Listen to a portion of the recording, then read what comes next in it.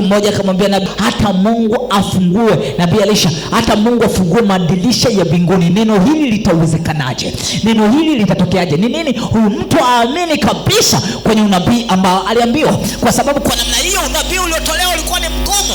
Anamwambia kesho, majira ya kesho, kipimo kizuri cha unga mzuri kitauzwa kwa shekeli kwenye nchi yenye njaa, ambao mavi ya njio watu walikuwa nakula, kwa mpaka watu waje kula mavi, wameshamaliza miti yote na majani yote. Kwa mtu huyu anapopokea neno la unabii, akamwambia itawezekanaje? Haiwezekani. Nini? Imani yake ndogo. Akamwambia utaona lakini hautakula.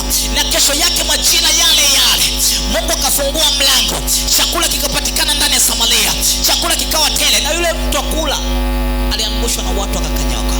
Kwa nini? Hakuwa na imani. Je, unaamini? Je, unasema unaamini? Nimewahi kuwafundisha dimension za imani. Imani inapitishwa kwenye moto. Imani ina level. Kuna kitu tunakiita imani kubwa kwenye Biblia, kuna kitu tunakiita imani ndogo kwenye Biblia, kuna kitu tunakiita imani dhaifu kwenye Biblia, na kuna kitu tunakiita imani imara. Kwa unaweza ukasema nina imani lakini ni ndogo. Unaweza ukawa unasema na imani lakini ni dhaifu. Kuna baadhi ya vitu hauwezi ukatamka vikatokea. La kabashakataya na makoria. Kwa imani sio ni wewe kile ambacho unakiamini kidogo, si kile ambacho unatamka kidogo.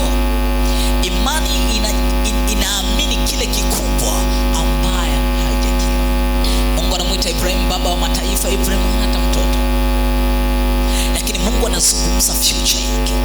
Inamhitaji Ibrahim kuamini tu, na then yale mambo yatokee.